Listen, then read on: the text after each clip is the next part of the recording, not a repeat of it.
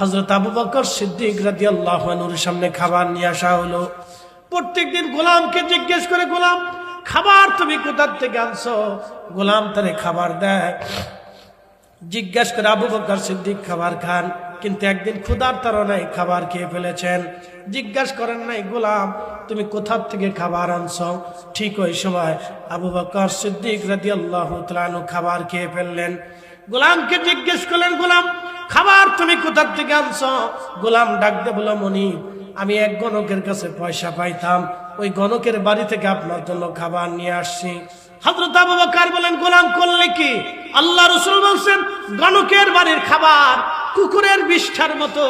যারা হাত দেখে ভাগ্যের গণনা করে, যারা হাত দেখে ভাগ্যের গণনা করে, যারা চেহারা দেখে আপনার ভাগ্যের কথা বলে দেয়, তাদের বাড়ির খাবার কুকুরের বিষ্ঠার মতো। প্রশ্ন রাখবেন ফরিদি হুজুর, কুকুরের বিষ্ঠা কি? কুকুর বমি করার পরে, খাবার পরে কুকুর যেই খাবারটা বমি করে ফেলে দেয়, এটাকে বলা হয় বিষ্ঠা। কুকুর খাবার খাওয়ার পরে বমি করে যে খাবারটা ফেলে দেয়, এটাকে বলা হয় বিষ্ঠা। এই বিষ্ঠা যেমন হারাম, এই বিষ্ঠা যেমন হারাম, আল্লাহর নবী বলেন গণকের বাড়ির খাবার ওইরকম হারাম। তোমরা গণকের বাড়ির খাবার খাবা না, গণকের বাড়ির খাবার খাবা না। যারা হাত দেখে ভাগ্য গণনা করে, চেহারা দেখে যারা ভাগ্য বলে দেয়, তোমরা তাদের বাড়ির খাবার খাবা না, তাদের বাড়ির খাবার ওইরকম হারাম। হযরত আবু বকর সিদ্দিক বলেন, হায় হায় গোলাম করলে কি? তুই আমারে ধ্বংস করে দিচ্ছিস, সর্বনাশ করলি। নিজের দুই আঙ্গুল মুখের ভিতরে দিয়ে গলার মধ্যে ঢুকিয়ে দিলেন। বমি আসতে লাগে, কিন্তু বমি আসে না, কষ্ট হয়। সাহাবীরা বলেন, ইয়া আমিরাল মুমিনিন আপনি এইভাবে মারা যাবেন। হযরত আবু বকর বললেন, সাহাবীরা রে, গণকের বাড়ির খাবার গোলাম আমাকে খাওয়াই ফেলছে। আল্লাহ রাসূল এটাকে বিষ্ঠার সাথে তুলনা দিয়েছে। আমি যদি এই খাবার আমার পেটের মধ্যে হজম হয়, তাহলে আমার রক্তের সাথে গোশতের সাথে মিশে যাবে, আমার আবু বকরের সারা জীবনের চেষ্টা সাধনা শেষ হয়ে যাবে। আর এই খাবার যদি বমি করে আমি বের করে ফেলে দেই, তাহলে আবু বকর আজ বেঁচে যাবে। একসাথে জোরে বলা যাবে কি আল্লাহু আকবার। তেলের গাড়ি তেলে চলে, হাওয়ার গাড়ি হাওয়ায় উড়ে, বিনা তেলে চালাই গাড়ি নবী সুলাইমান। আমরা সেই মুসলমান, আমরা সেই মুসলমান। মুসলমান হবিগঞ্জবাসী, হযরত আবু বকর সিদ্দিক বমি করে সমস্ত খাবারগুলি তিনি ফেলে দিলেন। তিনি বমি করে বললেন, আলহামদুলিল্লাহ, আল্লাহ আমাকে আসন্ন বিপদ থেকে বাঁচিয়ে দিয়েছেন। এইভাবে সাহাবীরা আল্লাহকে ভয় করতেন। আল্লাহ বললেন, রাদিয়াল্লাহু আনহুম ওয়া রাদু আন, যালিকা লিমান খাশিয়া রাব্বাহ। আমার রব বললেন, আমি আল্লাহ নবী সাহাবীদেরকে ভালোবাসি, সাহাবীরাও আমাকে ভালোবাসে, আমি আল্লাহ তাদের উপরে রাজি, তারাও আমার উপরে রাজি। যালিকা লিমান খাশিয়া রাব্বাহ, কেননা তারা আমি আল্লাহকে ভয় করে, আমি আল্লাহকে তারা ভয় করে, আমি আল্লাহকে তারা ভয় করে। এই জন্য আমি আল্লাহ তাদেরকে ভালোবাসি, এই জন্য আমি আল্লাহ তাদেরকে ভালোবাসি।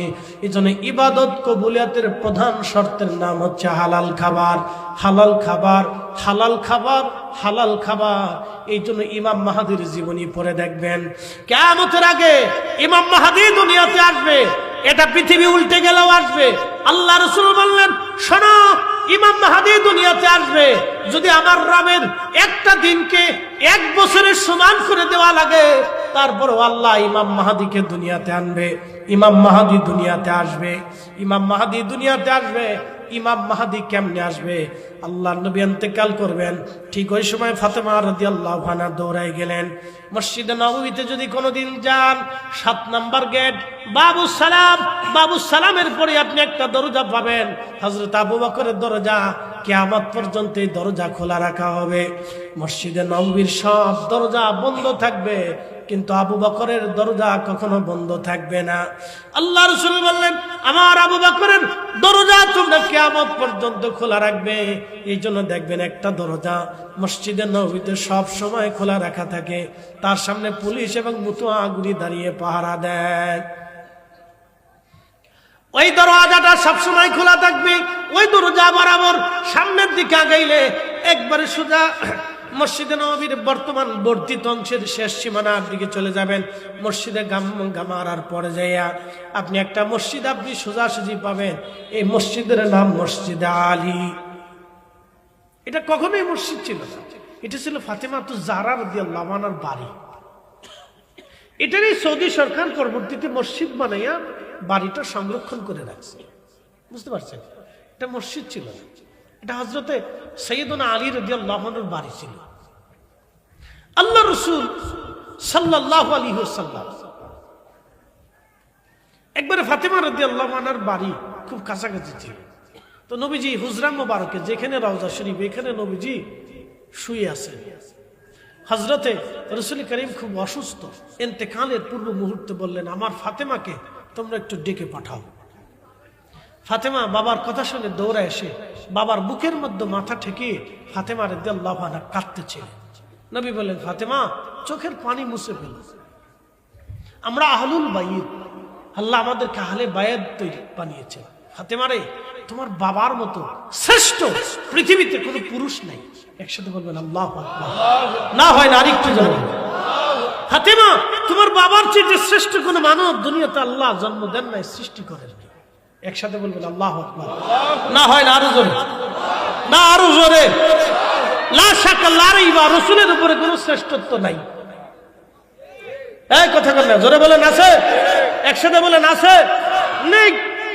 রাসূলের উপরে শ্রেষ্ঠত্ব দুনিয়াতে কারো নেই।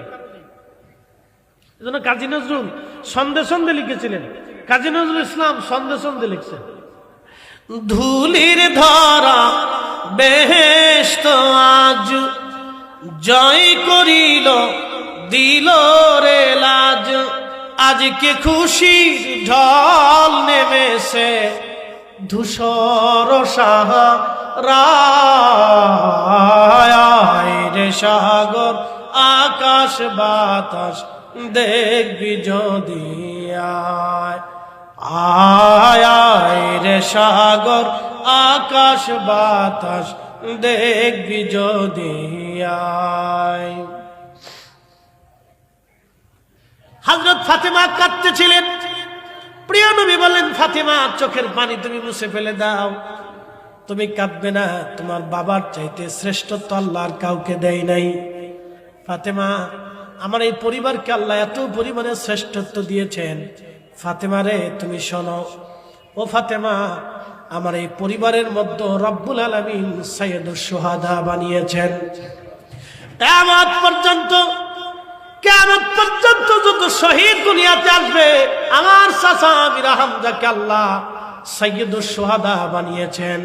একসাথে জোরে বলেন আল্লাহু আকবার। কিয়ামত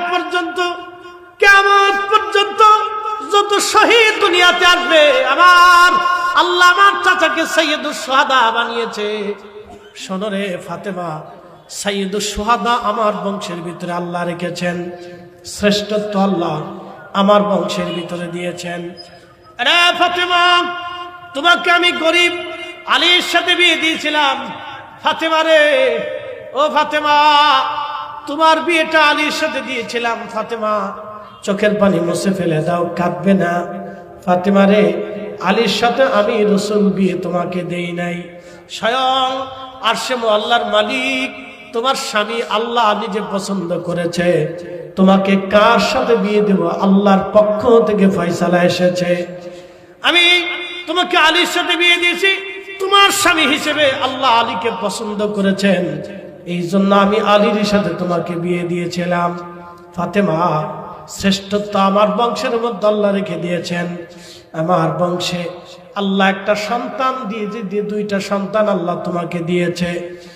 সাইয়্যিদা শাবাবি আহলিল জান্নাত, পৃথিবীর কারো সন্তানকে আল্লাহ জান্নাতের যুবকদের সর্দার বানাই নাই।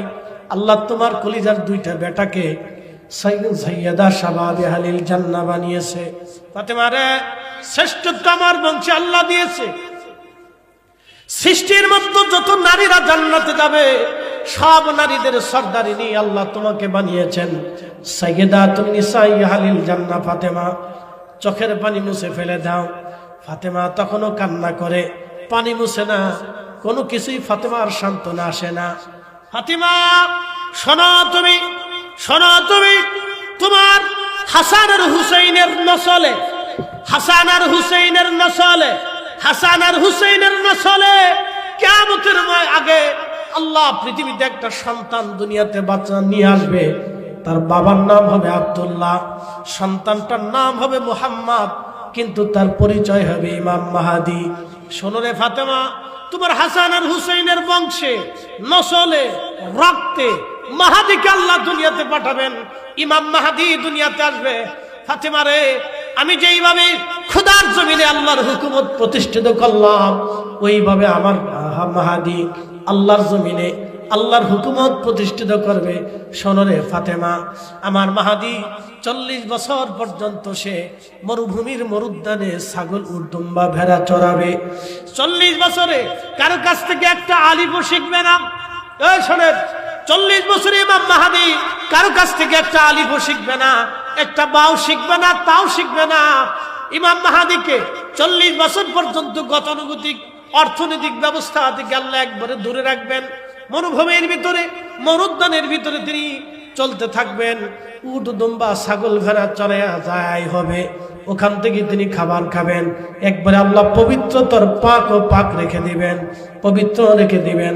তার খাবারে কোনো ভেজাল থাকবে না, পানিতে ভেজাল থাকবে না, জীবনে ভেজাল থাকবে না, নসলে ভেজাল থাকবে না, রক্তে ভেজাল থাকবে না। আমার মাহাদিকে 40 বছর শেষ এক রাতের ভিতরে রব্বুল আলামিন আমার মাহাদির কালবের ভিতরে আল্লাহ দুনিয়ার সমস্ত বিদ্যা তাকে ঢুকিয়ে দিবেন। চিকিৎসা বিদ্যা দিবেন, অর্থনৈতিক বিদ্যা দিবেন, সমাজ বিদ্যা দিবেন, রাষ্ট্রনৈতিক বিদ্যা দিবেন, যত বিদ্যা সৃষ্টির মধ্যে আছে এক রাতের ভিতরে কালবের মধ্যে আল্লাহ ঢুকিয়ে দিবেন। ও আমার ফাতেমা, তারপরও তুমি কান্না বন্ধ করো। ফাতেমা তখনও কান্না বন্ধ করে না। ডাক দিলেন, ফাতেমা রে, আমার বংশের ভিতরেই রব্বুল আলামিন এমন একজন শহীদ পাঠিয়েছেন যার নাম জাফর, মুতার প্রান্তরে যার 2টা হাত কেটে ফেলে দেওয়া হয়েছে কালেমার পতাকার জন্য। আমার জাফর মুতার প্রান্তরে 2টি হাত কাফিররা কেটে ফেলে দিয়েছে। ফাতেমা, আমার জাফরের 2টা হাতের বদলতে রব্বুল আলামিন 2টা পাখা তারে দিয়ে দিছে। ফাতেমা রে, এই পাখা দিয়ে উড়ে উড়ে আমার জাফর 8টা জান্নাতের যেইখানে খুশি সেইখানে উড়ে উড়ে ঘুরে ঘুরে বেড়ায়। একসাথে বলবেন আল্লাহু আকবার। না, আরো জোরে বলেন, আরো জোরে বলেন। আল্লাহ জাফরকে হাতের বদলতে পাখা দিয়ে দিয়েছে। 8টা জান্নাতের যেখানে খুশি সেখানে জাফর উড়ে উড়ে দেয়। আপনাদেরকে বলি, আপনারা ওয়াজ শুনেন, শুধু কি আপনারা ওয়াজ শুনতেছেন না, জিনেরা ওয়াজ শুনে। এই আস্তে কোন কেন, জোরে বলেন। শুধু কি আপনারা আছেন না, রহমতের ফেরেশতারাও আছে। তো রহমতের ফেরেশতা তো দেখেন না, আছে তো সত্য।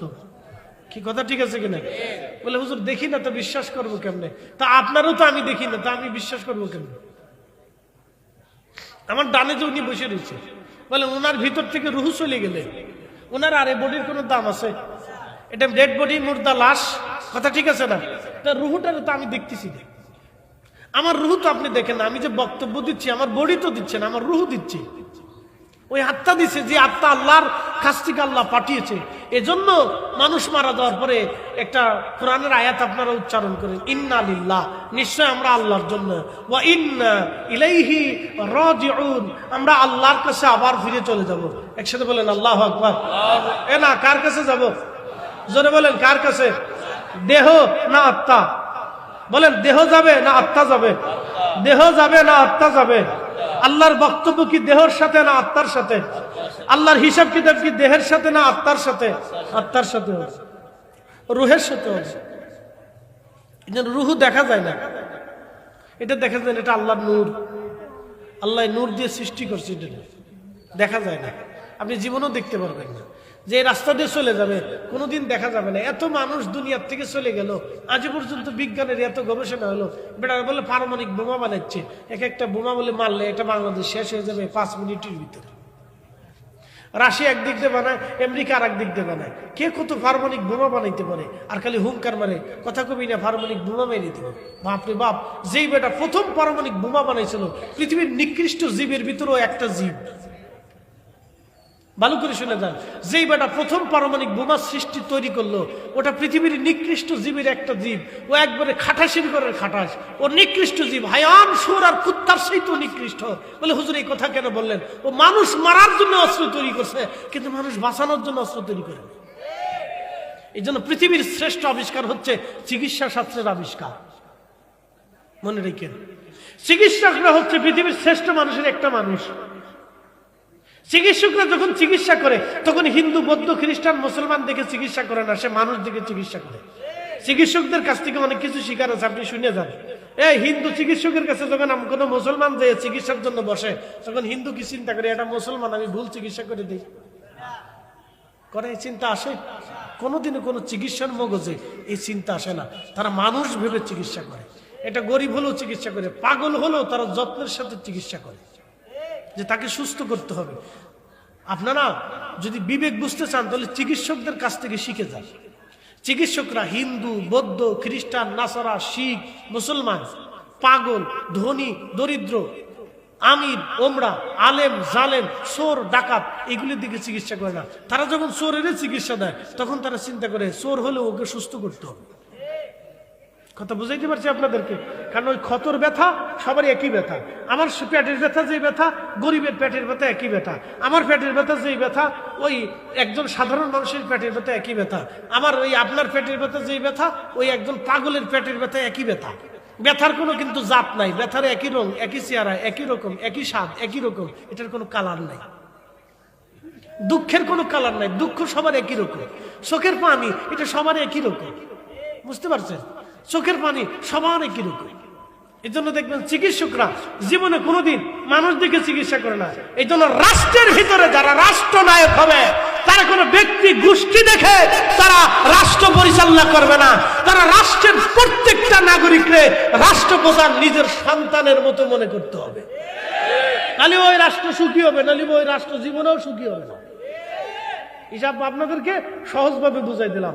এই জন্য আমিরুল মুমিনিন হযরত ওমর রাদিয়াল্লাহু আনহু তিনি মুসলিম মিল্লাত চালিয়েছিলেন। খেলাফত কত বড় দেশ জানেন? বর্তমান Iran, Iraq, Oman, Yemen, Kuwait, Qatar, Dubai, Bahrain, Saudi Arab, Jordan, Syria, Lebanon, Libya, Tunisia, Algeria, মিশর, সুদান, মরক্কো।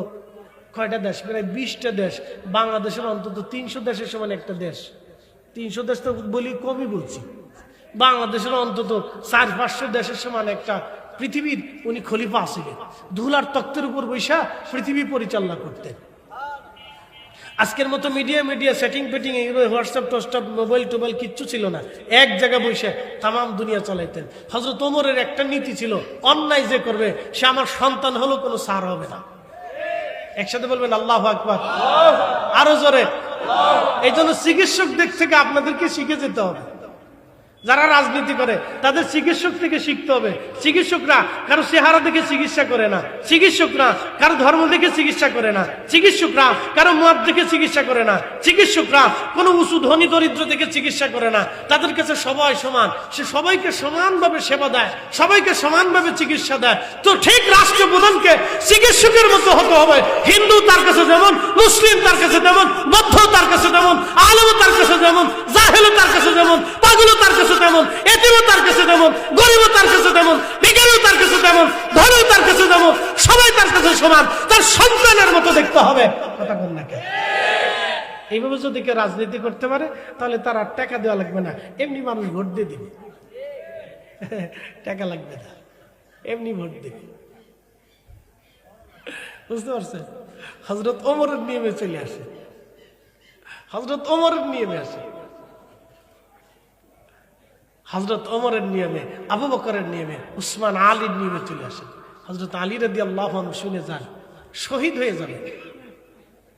ওনাকে আব্দুর রহমান মুলজিম খারিজি ছুরির আঘাত করল, কর্ণের এই গোড়াতে ছুরির আঘাত করছিল। একটা চিকন ছুরি কর্ণের ভিতর দিয়ে ঢুকে একবারে ভিতরে প্রবেশ করল। জায়গাটা ঢুরি হয়ে গেল, এই জায়গার ভিতরে ঢুরি হয়ে গেল।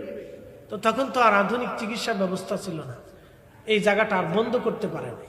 রক্তের ফোয়ারা চলতে লাগলো, রক্ত সবসময় বের হতে লাগলো। তো 3 দিন পর্যন্ত তিনি আহত ছিলেন, খুবই সংকটাপন্ন। হযরত ইমাম হাসান যে জিজ্ঞেস করলেন, আব্বা জান, আপনাকে যিনি ছুরির আঘাত করেছে আমরা তাকে ধরেছি, সে আব্দুর রহমান মুলজিম খারিজি, ওগো ইয়া আমিরুল মুমিনিন, আপনি যদি অনুমতি দেন তাহলে আমি তাকে হত্যা করে ফেলব। এই ভালো করে ইনসাফ শুনে যান, ভালো করে শুনে যান। আপনি যদি অনুমতি দেন তাহলে আমি তাকে হত্যা করব। হযরত আলী কারামাল্লাহ ওয়াজ বললেন, বেটা রে, আল্লাহর আইন আছে, আমি যদি শহীদ হই, নিহত হই, তারপরে তোমরা বিচার ব্যবস্থায় তাকে হত্যা করতে পারো, কিন্তু আমি শহীদ না হওয়া পর্যন্ত তোমরা তাকে হত্যা করতে পারো না।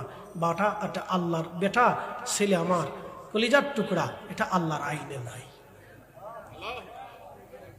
জোরে জোরে না হয় না, আরো জোরে, আরো জোরে। বুঝতে পারছেন জীবনের সংকটাপন্ন মুহূর্ত তারা আল্লাহর আইনের প্রতি কতটা শ্রদ্ধাশীল ছিল, ভালো করে বুঝে যান। খলিফার থেকে বোঝার দরকার আছে। তারপরে তিনি শহীদ হয়ে গেলেন। ভালো করে শোনেন, শাহাদাত বরণ করলেন। ওনার জানাজা নিয়ে যাওয়া হলো। জানাজা নিয়ে যাওয়ার সময়, জানাজা যখন নিয়ে গেছে, কবরের দিকে নিয়ে যাচ্ছে মাকবারাতে, তখন এক খ্রিস্টান অন্ধ মেয়ে দৌড়াইয়া মসজিদের পাশে এসে কাঁদতেছে আর বলতেছে, হে মুসলমানরা, বলো তো আমার খলিফা কি বেঁচে আছে না মারা গেছে? আমি তো কিছু জানি না, বলো আমার খলিফা কি বেঁচে আছে না মারা গেছে? খ্রিস্টান অন্ধ যুবতী মেয়ে। তো সবাই বলতেছে, অন্ধ তুমি খলিফা দিয়ে কি করবে? বলে, তোমরা বলো আমার খলিফা কি বেঁচে আছে না মরে গেছে? তোমরা বলো খলিফা কি বেঁচে আছে না মরে গেছে? তো তখন তারা বলল, খলিফা আজকে 3 দিন আগে তো ওনাকে আহত করা হয়েছিল রক্তক্ষরণে, তিনি আজকে রাত্রিবেলা সকালে ইন্তেকাল করেছেন, তেনার জানাজা ফজরের পরে হয়েছে, আমরা তাকে কবরের দিকে নিয়ে যাচ্ছি। তখন মেয়েটা কাঁদতেছিল, আহা আমি যেটা অনুমান করেছিলাম সেটাই হয়েছে। তো মুসলমানরা জিজ্ঞেস করলে, খ্রিস্টান মেয়ে তুমি খলিফা দিয়ে কি করবা? বলে, মুসলমানরা তোমরা জানো না, আমার খলিফা প্রত্যেক দিন রাত্রিবেলা এশার নামাজ পড়ে আমার ঘরে যাইতেন, আমার খোঁজ নিতেন, আমার খাবার পৌঁছাইতেন, আমার নিরাপত্তার জিনিস জানতেন, আমার সব তদারকি করে আমার খলিফা বাড়ি যাইতেন। আমার খলিফা কোথাও সফরে গেলে, কোথাও গেলে আমার জন্য তিনি ওলি নিয়োগ করে যাইতেন, প্রত্যেক দিন আমার খোঁজ নিতেন, আমার ভরণ পোষণ, নিরাপত্তা সবকিছু, স্বাস্থ্য চিকিৎসা আমার দিতেন। আমার খলিফা বাইতুল মাল থেকে আমাকে অর্থ প্রদান করতেন।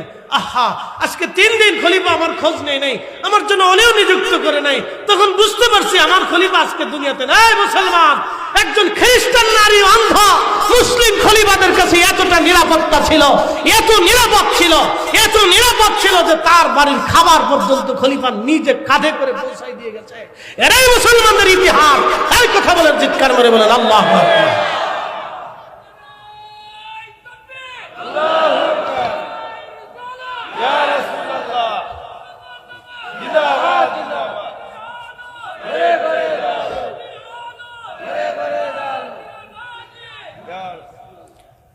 কষ্ট হচ্ছে আপনাদের? তাহলে বুঝে যান তাদের রাষ্ট্র ব্যবস্থা কত সুন্দর ছিল। বুঝে যান, এখান থেকে শিখার অনেক কিছু আছে, অনেক কিছু শিখার আছে। যদি না শিখেন তাহলে জীবনেও শিখবেন, যদি না বুঝেন তো জিন্দিগিতেও বুঝবেন। এই জন্য পৃথিবীর কোনো অলিকে দেখবেন না, তারা উগ্রপন্থী। অলিরা উগ্রতা না, অলিরা প্রেম দিয়ে কালেমা পৌঁছাইছে। একসাথে বলবেন আল্লাহু আকবার। হ্যাঁ না, আরো জোরে বলেন, চিৎকার মেরে বলেন আল্লাহু আকবার।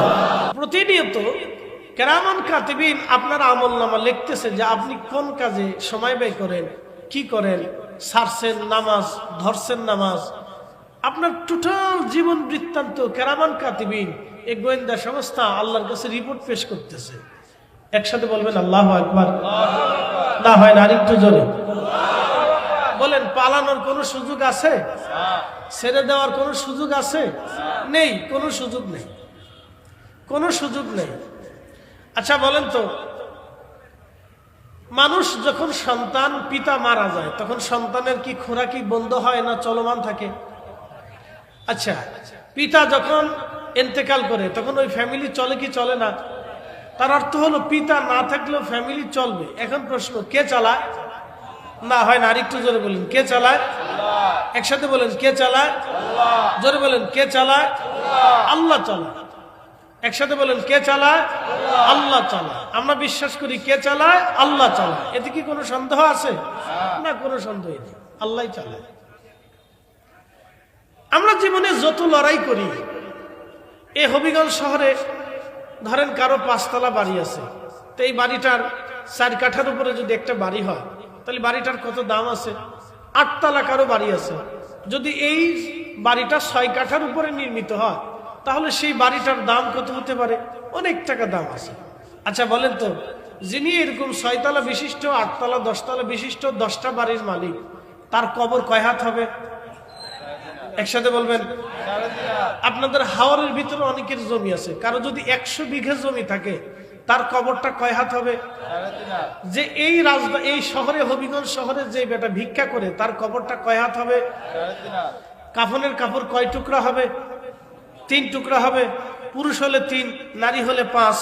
তাহলে যিনি ভিক্ষা করে তার কাফনের কাপড় 3 টুকরা। যিনি আলিশান 10টা বাড়ির মালিক তার কাফনের কাপড় 3 টুকরা। যিনি 1000 কোটি টাকার মালিক তার কাফনের কাপড় 3 টুকরা। যিনি 1 লক্ষ কোটি টাকার মালিক তারও কাফনের কাপড় 3 টুকরা। তার অর্থ হলো আমরা জীবনে যত লড়াই করি, যত যুদ্ধ করি, যত জীবনে চেষ্টা করি, যত আয় করি, যত উন্নতি করি, যত রুজি করি, আমাদের কিন্তু মাত্র 3 টুকরা কাফনের কাপড়। কি কথা ঠিক আছে কিনা? কয় টুকরা? এর বেশি পাওয়ার কোনো সুযোগ আমাদের নাই। তারপরেও মানুষ সুদ খায়। আস্তে কোনকে জোরে বলে। তারপরে মানুষ কি খায়? তারপরে মানুষ ঘুষ খায়। কথা ঠিক আছে কিনা? মানুষ কি খায়? জোরে বলেন, আরো জোরে বলেন। ঘুষ কি হালাল না হারাম? ঘুষের কারণে আমাদের বাংলাদেশের অর্থনীতি আজকে ধ্বংসের দ্বার প্রান্তে। শুধু ঘুষের কারণে আমাদের দেশের অর্থনীতি সমবন্টন আসে না। যে বেকার সে বেকার, যার চাকরি আছে তার আছে, যার নাই তো তার নাই, যে বিদেশ গেছে তো গেছে, আর অনেকে যাইতে পারতেছে না। 10 বছর আগে যে ভিক্ষা করছে সে এখনো ভিক্ষা করে। আগে যে বেটার পায়ে ঠালে রিক্সা চালাইতো, এখন সে একটা ছোট একটা অটো গাড়ি চালায়, একটা ছোট ইঞ্জিন বসেছে 30-40 হাজার টাকা দিয়ে, তা বহুত কষ্টে কিস্তি মিস্তি উঠাইয়া। যে বেটা কাজ করতেছে, যে বেটা ওই হোটেলে কাজ করে তো করে, যে বেটা বুঝা টানতেছে, তার ভাগ্যের কোনো উন্নতি হয় না। কারণ কি, আমাদের দেশের কোটি কোটি টাকা, হাজার বিলিয়ন ট্রিলিয়ন কোটি টাকা রেমিটেন্স আমাদের দেশে আসে। অনেক অর্থ আমাদের দেশে আসে। গ্যাস থেকে টাকা আসে, কয়লা থেকে টাকা আসে, পাথর থেকে টাকা আসে, এই বিভিন্ন সেকশন থেকে আমাদের অর্থ আসে। কিন্তু এই অর্থ কারো আর 10,000 কোটি টাকার মালিক, কেউ 1 লক্ষ কোটি টাকার মালিক, কার আবার 10,000 টাকাও নাই। তার অর্থ এর মূল কারণ হচ্ছে ঘুষ। এই দুর্নীতি যদি আমাদের দেশে না থাকতো তাহলে আমাদের দেশে সবাই সুন্দর থাকতো, সুখী থাকতো এবং সমবন্টন হতো। কথা বলেন ঠিক কিনা? সমস্যা এক জায়গায়, সমস্যা অন্য কোথাও নেই। সমস্যা এক জায়গায়। তো যাই হোক, অর্থনীতির আমার বিষয় না, ওয়াজ আবার অর্থনীতি চলে আসে। তারপরে আপনাদেরকে সামান্য একটু তুলনা দিলাম যে ঘুষ আমাদেরকে কি করতেছে। ঘুষ আমাদেরকে সর্বনাশ করতেছে। আচ্ছা, আপনাদেরকে একটা ছোট্ট পরিসংখ্যান দিই, ভালো করে বুঝেন। এই বছর ধরেন বাংলাদেশে 10,000 শিক্ষক নিয়োগ দেবে। কত হাজার? রাষ্ট্রের 10,000 শিক্ষক দরকার। আচ্ছা বলেন, রাষ্ট্র যদি 10,000 শিক্ষক দেয় তাহলে এই 10,000-এর উপরে কি রাষ্ট্র শিক্ষক নেবে? নেবে না। 10,000-ই তার লাগবে, সে রাষ্ট্র 10,000-ই নেবে। কিন্তু এই 10,000-এর ভিতরে 9,500 জনই ঘুষ দিয়ে চাকরি নেয়। ঘুষ ছাড়াও কিন্তু চাকরি হওয়ার কথা ছিল, এই 10,000-ই হবে। ঘুষ যদি সবাই দেয় তাহলে 10,000-ই চাকরি পাবে। ঘুষ যদি কেউ না দেয় তাহলে 10,000-ই চাকরি পাবে। তাহলে ঘুষ যারা দিল তারাও ওই 10,000, ঘুষ না দিলে ওই 10,000। এই ঘুষের কারণে এই 10,000 মানুষ চাকরি পাওয়ার পরে চিন্তা করবে, আমি চাকরি পাইছি 20 লক্ষ টাকা ঘুষ দিয়ে, তাহলে আমার এই 20 লক্ষ টাকা উসুল করিয়া তারপরে বাকি চিন্তা করতে হবে। এখান থেকে ধীরে ধীরে ঘুষের জন্ম হয়। কিসের জন্ম হয়? ঘুষের জন্ম।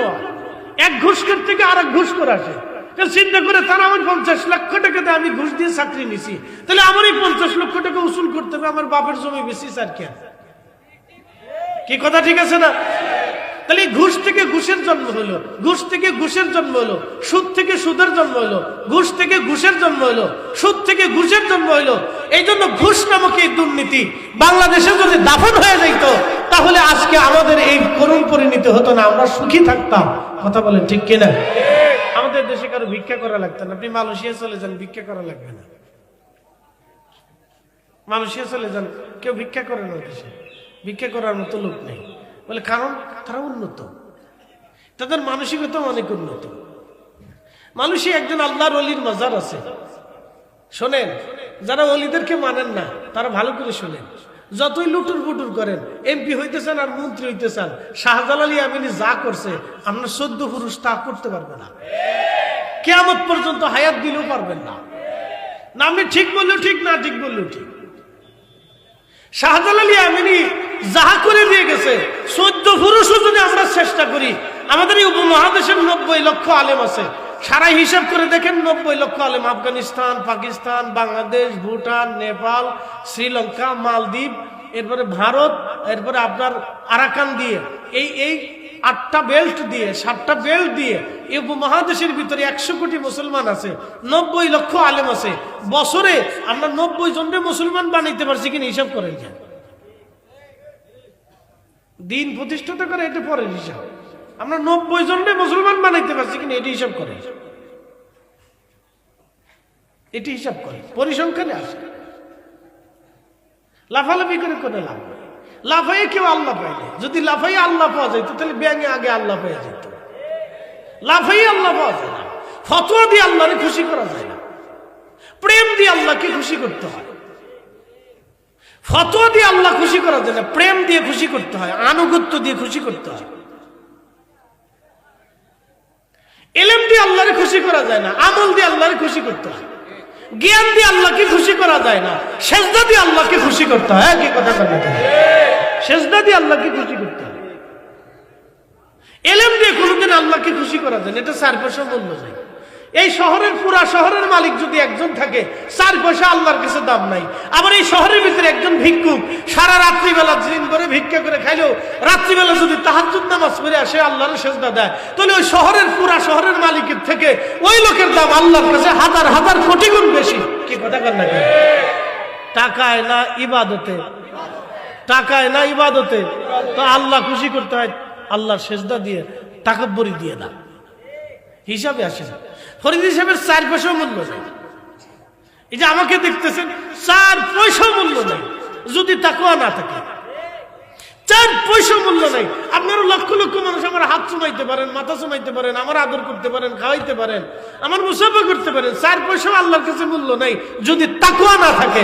ফতোয়া দিয়ে আল্লাহ পাওয়া যায় না, প্রেম দিয়ে আল্লাহকে কিনতে হয়। কি কথা বলেন? মেধা দিয়ে আল্লাহ পাওয়া যায় না, মেধা দিয়ে আল্লাহ পাওয়া যায় না। মেধা দিয়ে যদি আল্লাহ পাইতো তাহলে প্রেসিডেন্ট ট্রাম্প আল্লাহ পেয়ে যেত। কি কথা কর নাকি? এই পাগলটা আল্লাহ পেয়ে যেত। এটা আধা পাগল। কেমনে যে প্রেসিডেন্ট হলে আল্লাহ জানে। হ্যাঁ, এটা আধা পাগল। আগেও কইছিলাম এটা পাগল। এটা খালি বিশ্বযুদ্ধ লাগানোর ধান্দা করে। এটা পাগল, খালি যুদ্ধের চিন্তা করে। প্রিয় উপস্থিতি হাজিরিন, মূল আলোচনার দিকে ফিরে যাই। ভালো করে শুনে যাবেন। আমাদের অত্যন্ত কথাগুলি বোঝাটা জরুরি। আল্লাহ রাব্বুল আলামিন আমাদের রিজিকের ফয়সালা করেন, শুধু আমাদের না। সাগরের ভিতরে নীল তিমি আছে, এক একটা তিমি প্রত্যেক দিন 110 মণ করে খাবার খায়। 110 মণ খাবার প্রত্যেকটা তিমিকে আমার আল্লাহ প্রত্যেক দিন পেট ভরে খাবার খাওয়ায়। শুধু তিমি না, সাগরের ভিতরে কোটি কোটি মাছ আছে, হাজারো হাজারো লক্ষ কোটি মাছ আছে, হাজার লক্ষ কোটি মাছ, শুধু হাজার কোটি না, হাজার লক্ষ কোটি মাছ আছে সাগরের ভিতরে। 7টা মহাসাগর পৃথিবীতে আছে। 7টা মহাসাগরের ভিতরে হাজার হাজার কোটি কোটি মন মাছ আছে। প্রত্যেক দিন এই মাছের জন্য যিনি রিজিকের ব্যবস্থা করেন তিনি আমার রব, আমার আল্লাহ। একসাথে যদি বলবেন কি আল্লাহু আকবার। সারা পৃথিবীতে কুত্তা আছে কতটি? কুকুর কত হবে? এটা পরিসংখ্যান আসেন তো। মানুষ আছে 800 কোটি, তো কুত্তা না হলে 100 কোটি তৈরি। আচ্ছা বাদ দিলাম, আপনি 100 কোটি ধরলেন, আপনি 50 কোটি ধরেন। 50 কোটি কুত্তা কি বাড়ির কাছে কথা? আচ্ছা 50 কোটি যদি কুত্তা থাকে, কুত্তার কি জাতিসংঘ আছে? খাদ্য অধিদপ্তর আছে? চিকিৎসা শাস্ত্রের ব্যবস্থা আছে? ওদের কি কোনোদিন সিজার হয়? আমাদের মতো চশমা পরে? হার্টের সমস্যা আছে, প্রেশারে আছে, ডায়াবেটিস আছে, কুত্তারে চালায় কেটা? একসাথে বলেন, খাবার কে দেয়? না, কে দেয়? ওরা কার উপরে বিশ্বাস করে? ওরা সকালবেলা বের হয়, জানে মালিক কোথাও না কোথাও আমার খাবারের ফয়সালা রাখছে। কথা ঠিক আছে কিনা? সারা পৃথিবীতে কি পরিমাণে পাখি আছে, কোটি কোটি পাখি আছে। ওরা সকালবেলা বের হয়ে যায়, উড়াল দেয় বিসমিল্লাহর নাম দিয়ে, বলে আমার প্রভু আমার জন্য ফয়সালা রাখছে। ওরা খেয়ে খেয়ে বাসায় ফিরে চলে যায়। তারপরে মানুষের বুঝ আসে না, এই মানুষ আরেকজনের দোকান দখল করার চিন্তা করে। কি আসতে বলেন? আরেকজনের জমি দখলের চিন্তা করে যে ওর জমি কেমনে দখল করা যায়। এই অসুস্থ চিন্তা মানুষের কবে যে দূর হবে? বাংলাদেশে যত মাহফিল হয়, পৃথিবীর সমস্ত দেশে এত মাহফিল হয় না। আবার বলি, বাংলাদেশে যত মাহফিল হয়, পৃথিবীর সমস্ত দেশেও এত মাহফিল বাংলাদেশের মতো হয় না। পরিসংখ্যানে বলে দিয়ে যায়, বাংলাদেশে যত গরু চোর আছে, সারা পৃথিবীতে এত গরু চোর। এবার আপনি বুঝেন, এইবার আপনি বুঝেন কি তামাজ করতাম বলে। বাংলাদেশের যত জুতা চোর আছে, সারা পৃথিবীতে এত জুতা চোর। আমার মসজিদে ঢাকাতে হাউজিং এ প্রত্যেক জুমাতে জুতা চুরিয়া ফিরাইতে পারি। ৩-৪ হাজার মুসল্লি তো কারো না কারো জুতা চলে যায়। তা আইসে হুজুর জুতা চলে গেছে, কি করবো? জুতা কান্দে করে নামাজ পড়েন, আর কিছু করার নাই। আমরা বাক্স দিয়ে দিছি, বাক্সের সামনে ভিতরে রেখে তারপর আল্লাহর সেজদা দেয়। তো নামাজ হইতো না। তো নিচতলে জুতা রেখে 3 তলে কেউ যদি নামাজে যায়, তো জুতার চিন্তায় নামাজ অর্ধেক শেষ, যে জুতা আছে না গেছে। বুঝতে পারছেন? আমরা এমন এক মুসলিম জাতি, আমরা নামাজ পড়ে সুদ খাই, নামাজ সুদ খাইয়ে নামাজ পড়ি। আমরা নামাজ পড়ে দিয়ে ঘুষ খাই, ঘুষ খাইয়ে দিয়ে তারপরে নামাজ পড়ি। আমরা এই মুসলিম জাতি। আমারও অনেকে বাঙালিদের মতো মুসলমান নাই। হ্যাঁ, ভালোই কইছে, বিরাট মুসলমানেরা, বিরাট মুসলমান। আমি মালদ্বীপে গেছি, মালেতে ভিলা কলেজে মাহফিল করে। তো ওরা বললো যে হুজুর একটু ঘুরে ঘুরে দেখেন, চলো। তো ছোট্ট শহর এই হবিগঞ্জ শহরটা যত বড় হবে, মালদ্বীপের মালের শহরটা এতটুকু হবে। হবিগঞ্জ শহরের মতো এতটুকুনি হবে, সাগর চারপাশে, সাগর বেষ্টিত একটা ছোট্ট শহর। কোনো প্রাইভেট কারও নাই, বড় কোনো গাড়ি টাড়ি নেই। কেমন এই মোটরসাইকেল, তাও স্কুটি মোটরসাইকেল আছে না, এটা দিয়ে চলে ওরা। বেশিরভাগ মেয়েরা, ছেলেরা, অফিসাররা, পুলিশরা, ওদের প্রেসিডেন্ট ওটার উপরে চলে।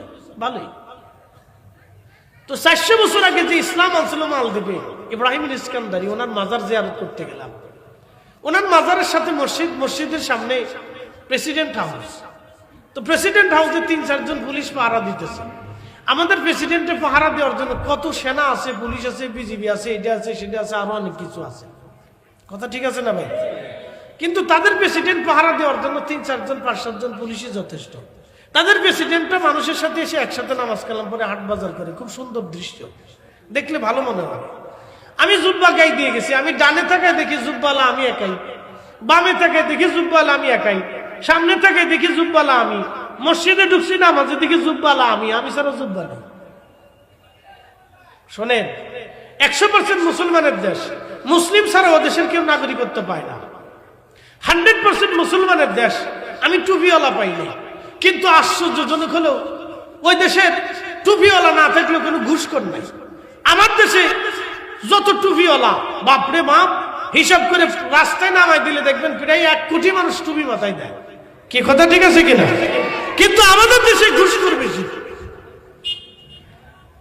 এত টুপিওয়ালা থাকার পর আমরা ঘুষখোর আজ পর্যন্ত শেষ করতে পারিনি। কয়েকদিন আগে দেখলাম ওই টাঙ্গাইলের রাস্তায়, আপনার বিশ্ব রোডে, এক কলেজের ছাত্রী বাসে যাওয়ার সময় বাসের ড্রাইভার হেল্পাররা মিলে 4-5 জনে সারা রাত থেকে ধর্ষণ করছে। বুঝেন আপনি, যে দেশে একটা নারীর নিরাপত্তা নাই রাত্রিবেলা, সে দেশের কিসের দেশ? হ্যাঁ, আপনি ঠিক আসতে বলতেছেন কেন বলেন? কেমন দেশ? কেমন দেশ হলো এটা, যে আপনার মেয়ের নিরাপত্তা নাই? আপনি হঠাৎ অসুস্থ, আপনার মেয়েটা আপনাকে নিয়ে রাত্রিবেলা হসপিটালে ঢাকা পর্যন্ত যাবে, কোনো গ্যারান্টি নেই। কি আশ্চর্য, কি কঠিন পরিস্থিতি আপনি বলেন তো। 85% মুসলমানের দেশে এখনো পর্যন্ত আমরা ঠিক হইতে পারিনি। রাষ্ট্রের দোষ দিয়ে তো লাভ নেই, খালি পুলিশের দোষ দিবেন কে? নিজেদের দোষ আগে দেন। খালি পুলিশের দোষ দেন না, নিজেদের দোষ আগে দেন। মামলা দেওয়ার সময় মিথ্যা মামলা আগে শুরু করে, সাক্ষী দেওয়ার সময় 500 টাকার সাক্ষী পাওয়া যায়, আদালতে তারা গেট গেট করে সাক্ষী দিয়ে চলে আসবে, মাত্র 500 টাকা দিলি সারে। Made in Bangladesh. আমাদের আগে ভালো হইতে হবে, কথা ঠিক আছে কিনা? আমাদের আগে জাতিগতভাবে ভালো হইতে হবে। খালি এর দোষ এর দোষ এর দোষ, এটা দিয়ে লাভ নাই। আমাদেরকে আগে ভালো হইতে হবে। বলে কিসে ভালো হইতে হবে? নীতিতে মুসলমান হতে হবে। আল্লাহ তৌফিক দিক, জোরে বলে না আমিন। না হয় না আরেকটু জোরে, আরো জোরে বলেন, আরো জোরে। নীতিতে মুসলমান, জোরে বলেন কিসে মুসলমান? নীতিতে। আল্লাহর মহান ওলি হযরতে সুলতানুল আরিফিন ইসমাইল বাগদাদি আল হাসানি ওয়াল হুসাইনি রাহিমাহুল্লাহর মাজার আমি জিয়ারত করতে যাব। মালয়েশিয়ার মালাক্কা সাগরের ভিতরে ছোট্ট একটা দ্বীপ, ছোট্ট দ্বীপ পোলাও বুসারের ভিতরে তার মাজার আছে। আলিশান মনোরম একটা দ্বীপ, খুবই সুন্দর আবহাওয়া সেখানে, চমৎকার। 900 বছর আগে আল্লাহর মহান ওলি কালেমার দাওয়াত দিতে এসেছিলেন। ওনার পরিচয় দিলে আপনারা এক বাক্যে তারা চিনবেন। তার নাম হযরতে মহিউদ্দিন আব্দুল কাদের জিলানী রাহিমাহুল্লাহ, আওলাদে রসুলের কলিজার টুকরা সন্তান ইসমাইল বাগদাদি। হুজুর গাউসে পাকের কলিজার টুকরা বেটা 900 বছর আগে সুদূর বাগদাদ থেকে ওই স্থানে কালেমার দাওয়াত দিয়ে একটা দ্বীপের মধ্যে ঘুমিয়ে রয়েছেন। আশ্চর্য মনে হচ্ছে না? Indonesia, Brunei, Philippines, Indo Pacific অঞ্চলগুলিতে কালেমার দাওয়াত ছড়িয়ে দিয়েছেন। এমিয়া ওলি যেখানে গেছে ইসলাম সেখানে গেছে, ওলিরা যেখানে গেছে ইসলাম সেখানে গেছে। শাহজালাল ইয়ামানি বাংলায় না এসে যদি চাইনায় যেতেন তাহলে আপনি কালেমা পেতেন না, কালেমা চাইনা চলে যেত। হযরত ইসমাইল বাগদাদি আল হাসানি যদি মালয়েশিয়াতে না যাইয়া উনি জাপানে যাইতেন তাহলে কালেমা জাপানে চলে যাইত। আজকে জাপানে কোনো ওলি নাই, ওখানে কালেমাওয়ালা নাই। আজকে উত্তর কোরিয়াতে কোনো ওলি নাই, ওখানে কোনো কালেমাওয়ালা নাই। আজকে দক্ষিণ কোরিয়াতে কোনো ওলি নাই, ওখানে কালেমাওয়ালা নাই। আজকে পৃথিবীর ওই উত্তরে ওই ইউরোপে চলে যান, গ্রিনল্যান্ড, সুইজারল্যান্ড, হল্যান্ড, এই সমস্ত অঞ্চলগুলিতে কোনো ওলি নাই, কালেমা নাই। ওলি যেখানে গেছে ইসলাম সেখানে গেছে। ওলিরা ইসলামের এত খেদমত করেছে, আমাদের তাম পৃথিবীর সব আলেমদের এক পাল্লায় দিলেও একজন ওলির খেদমতের ওজনের সমান হবে না। কথা বলেন ঠিক না? হাতের তালি দিয়ে না, এটা হাতের তালির জায়গা না। একসাথে বলেন আল্লাহু আকবার। না হয় না, আরেকটু জোরে বলেন। ভাইদেরকে বলেন ইসলামের এত খেদমত যদি মোহাম্মত লাগে তো উত্তর কোরিয়া যায় দাওয়াত দিয়ে আসেন, যান, দেখেন পারেন কিনা, চেষ্টা করে দেখেন। উত্তর কোরিয়া, ওটার নাম কি পাগলা? কিম জং, হ্যাঁ কিম জং। বাপরে বাপ, মারাত্মক। একটু ঢুকে দেখেন পারেন কিনা, দেখেন একটু পারেন কিনা। ও দেশে কোনো ধর্ম নেই, ওর আইন চলে। আমি যা বলবো এটাই আইন, মানলি মানবি, না বলি ফুটুস। অ্যাটেন্ড টু মার্ডার, জাগার উপর শেষ। প্রিয় উপস্থিতি হাজিরিন, এই জন্য ওলিদের প্রতি কৃতজ্ঞ হন, আল্লাহর ওলিদের প্রতি কৃতজ্ঞ হন, আল্লাহর ওলিদের প্রতি কৃতজ্ঞ হন, আল্লাহর ওলিদের প্রতি কৃতজ্ঞ হন। আল্লাহর ওলির মাজারে গেলাম, ছোট্ট দ্বীপের ভিতরে মসজিদে 900 বছর আগের গড়া মসজিদের সেই মেহরাবটা এখনো আছে।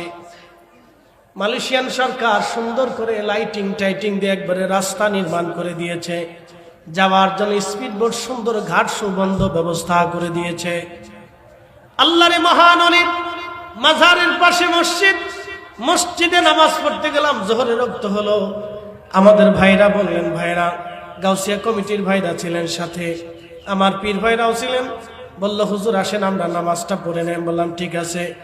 মসজিদের মধ্যে গেলাম, ইমাম মুয়াজ্জিন সাহেবকে দেখলাম আজান দেওয়ার আগে 15 মিনিট পর্যন্ত দুরূদ শরীফ পড়তে লাগলো। একবার জোরে বলা যাবে কি মারহাবা? আপনারা কয় মিনিট পড়েন? 1 মিনিট। আসসালাতু ওয়াসসালামু আলাইকা ইয়া রাসূলুল্লাহ, আসসালাতু ওয়াসসালামু আলাইকা ইয়া হাবিবাল্লাহ, আসসালাতু ওয়াসসালামু আলাইকা ইয়া শাফিউল মুজনিবিন, আসসালাতু ওয়াসসালামু আলাইকা ইয়া রাহমাতুল লিল আলামিন। এতেই আমরা ফতোয়া মেরে একবার বন্ধ করে দেওয়ার চিন্তা করে গেছি, মনে করতেছি ইসলাম চলে গেছে। দিন বুঝি বাংলাদেশ থেকে চলে গেল। আজানের আগে দুরূদ শরীফ পড়লে অনেকে ভাবে ইসলাম বুঝি শেষ। আপনার এই মানসিকতা কেটাই শিখেছে? কে শিক্ষা দিছে এটা মিয়া? হ্যাঁ, আজান হচ্ছে সুন্নতে মুআক্কাদা। সুন্নতে মুআক্কাদা বুঝেননি? ওয়াজিবের কাছাকাছি আজান আপনাকে দিতেই হবে, এটা ওয়াজিবও বলা চলে। আজানের যেই বাক্যগুলি আছে এই বাক্যগুলির অতিরিক্ত করা যাবে না, মাইনাসও করা যাবে না, প্লাসও করা যাবে না। এটা আজান সুন্নতে মুআক্কাদা। আর দুরূদ শরীফ পড়া হলো মুস্তাহাব।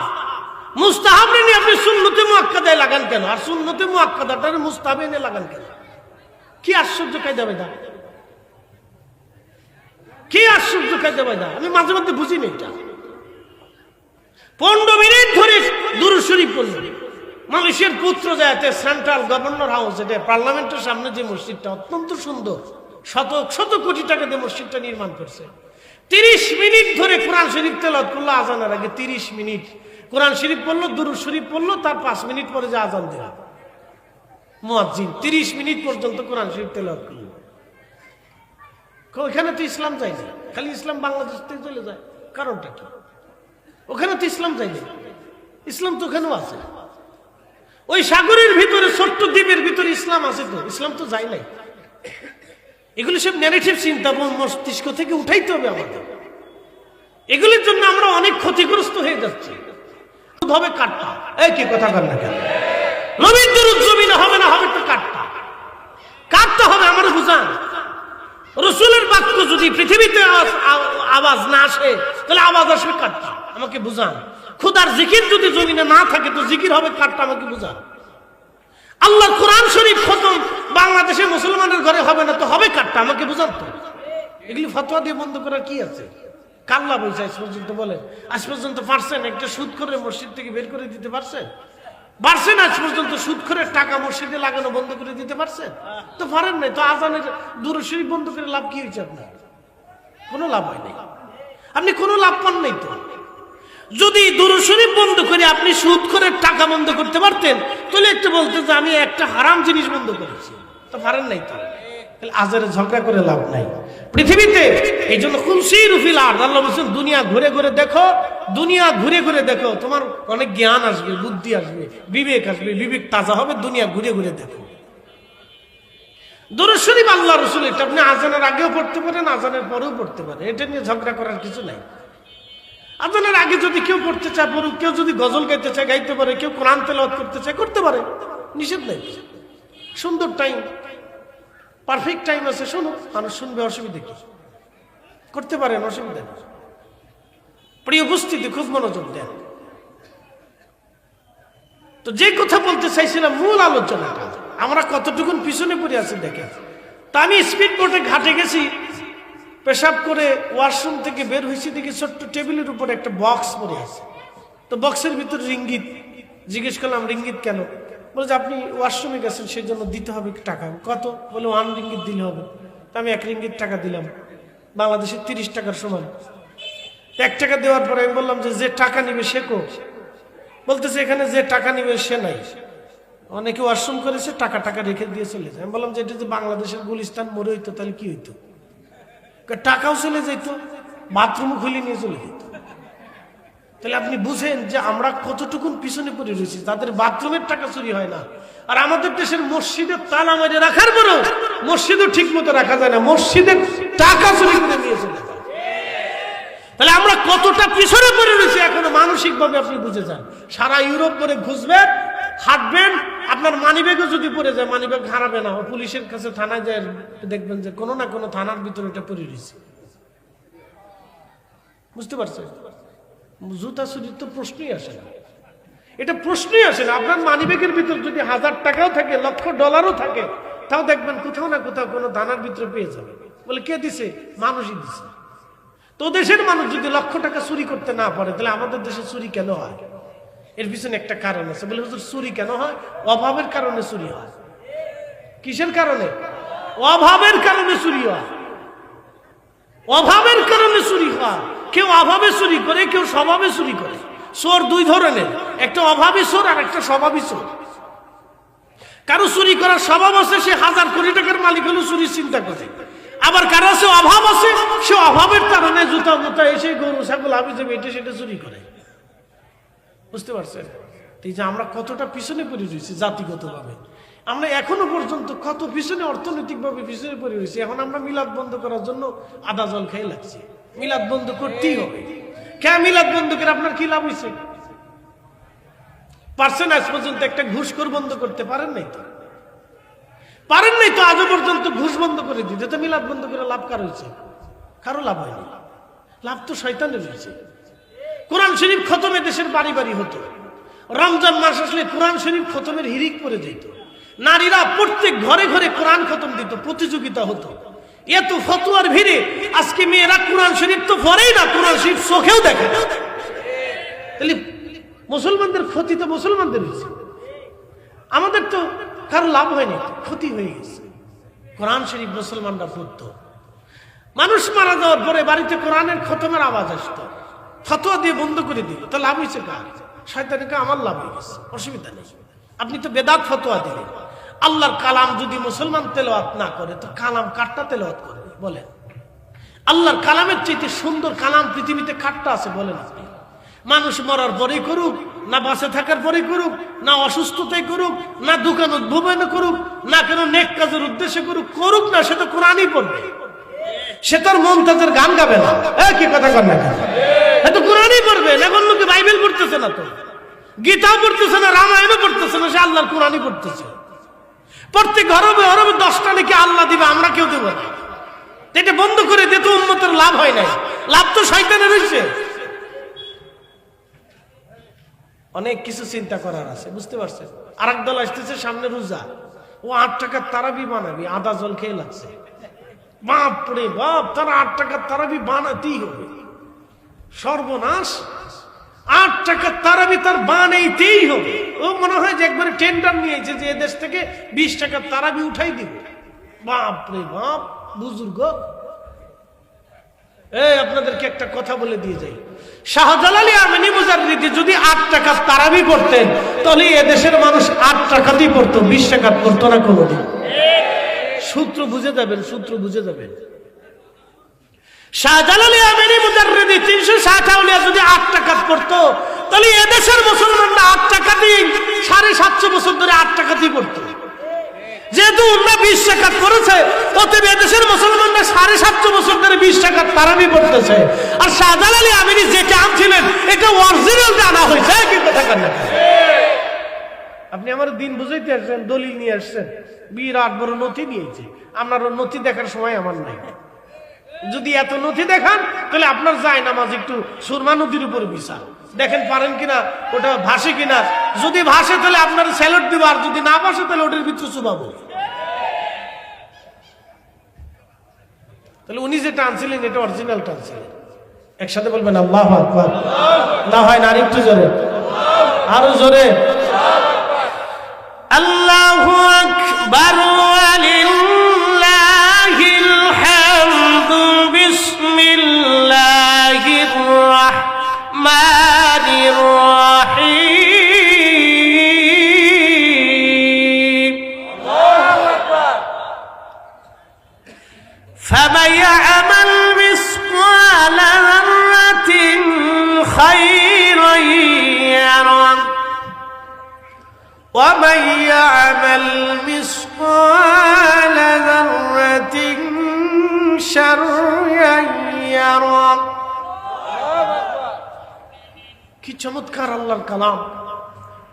রব্বুল আলামিন বললেন, অনুপরিমাণ চোখে দেখা যেটা দেখা যায় না, অনুপরিমাণ নেকের কাজ যদি করো, বেনিফিট আমি আল্লাহ তোমাকে দিয়ে দিব।